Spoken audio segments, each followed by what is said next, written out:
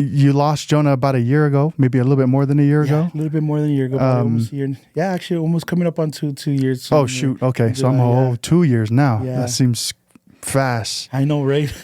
Talk about the impact that Jonah had on your life growing up. Obviously, you guys are twins, and so it hits a little bit more closer to home than other siblings because you guys are so close. Yeah. But what kind of an impact and what kind of relationship, I guess, did you guys have as brothers? Yeah, I probably could talk forever about this one.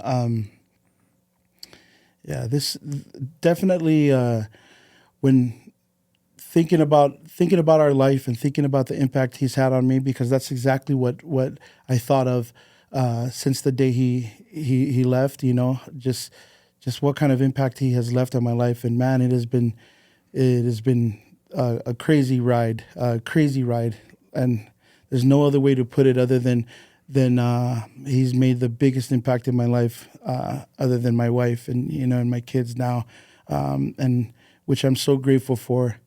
But I'm grateful 100% for the fact that Heavenly Father has allowed me to come into this earth with somebody that that I was allowed to, and I think about it, I'm like, man, Heavenly Father has a sense of humor. If I would have came into this world, I probably would have been a lot weaker, and but here I had to come. Me and my brother always used to joke around that we were fighting to see who was born first. So I was like, yeah, my brother was born first, so I told him, the joke was, I punked him to go. He's like, you go see if the world is good for me, and then if it's good, then tell me to come out, then I'll come. But that was our relationship. And I definitely am grateful for him. When like I said, we went through a lot of trials, but down to the day where he passed, just so grateful for Heavenly Father allowing us to have such these special moments with each other. We were at a family park, if I may share this. Mm-hmm. We were all getting together because the previous day we just had a wedding for our younger brother, and leading up to this wedding, my brother was just in charge, and like a lot of brotherly relationships, we tend to butt heads a lot easy because that's just how we are. And so I knew he was gonna come with high emotions, because he was leading the charge with food and everything with the wedding, and I was like, okay, he's gonna be stressed. Let me just not bother him too much, because usually I'll egg him on to make him mad purposely. But for some reason, this whole week leading up to the wedding, he was cool, calm, and collected. And for me, that was such a surprise. And I look back and just say, it's like, wow. I don't know if he knew that something was going on, but he was so calm and so patient with me, with some of the things that were going on that led up to that day.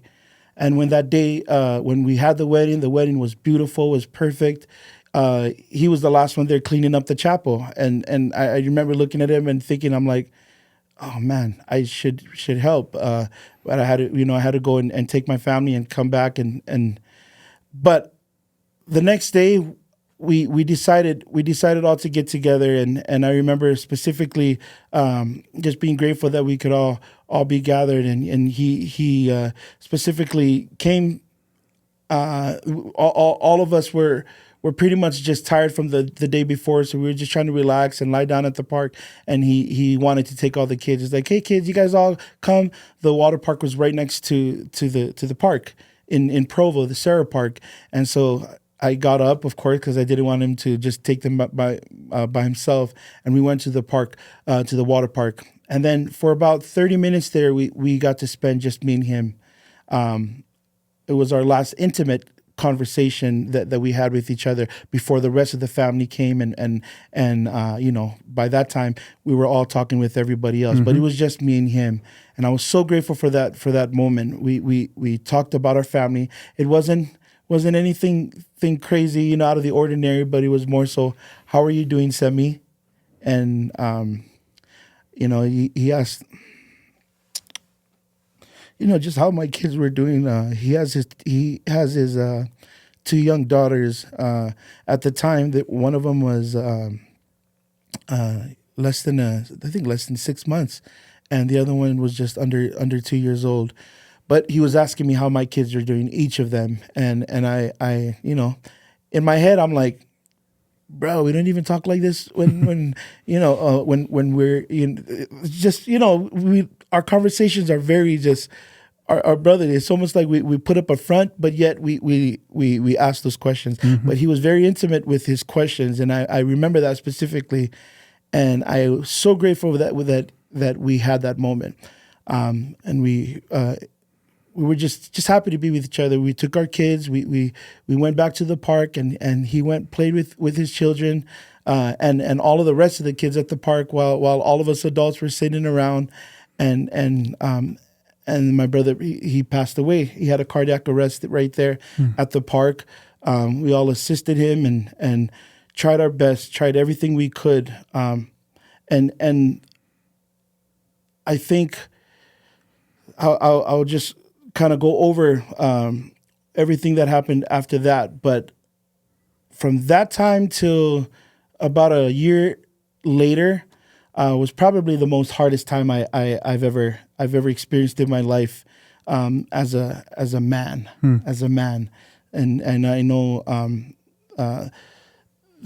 this is how much he impacted my life. Me and my brother have a very special bond, just like any other siblings. And for those who have twins, could probably we could finish each other's sentences. I knew what he was thinking, and he definitely could tell what I was thinking. And so that's the kind of relationship we had. But when he passed, and it took me, after all the trials, to realize that Jonah was definitely that consistency my whole life that I had, that I always had. But when he was gone, I didn't know what to do. I didn't know how to be a father. I didn't know how to be a husband. And I probably my kids and my wife probably saw a side of me that they weren't used to, and just I went into I thought I was good. I honestly thought I was good. I was like, okay, I can do this. First couple of months, talking to people, and I realized talking to people was healing for me.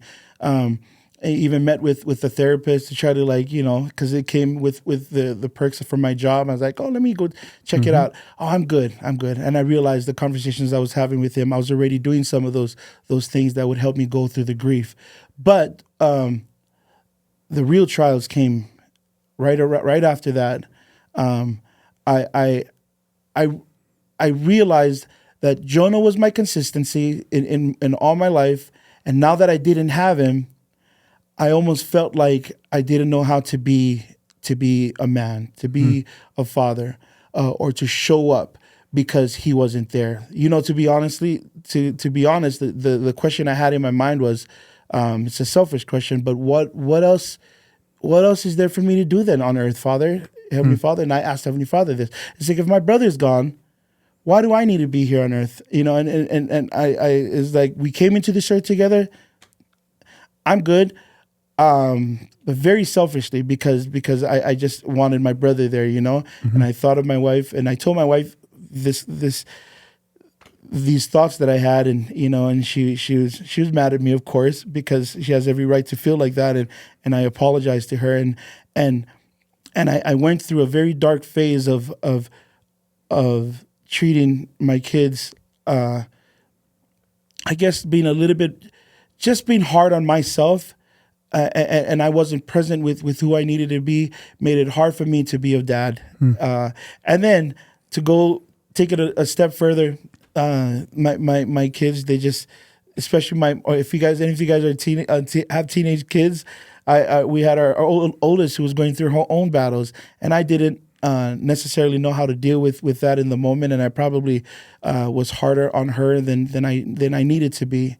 And the same thing with my wife, harder on some of the ways that we worked through our issues, because I was trying to find my consistency again.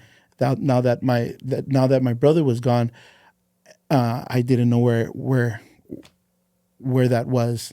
So it was hard. It was Yeah. really hard to try to find that. And that just for me proved, as I look back, that I needed to figure out how to live my life without Jonah.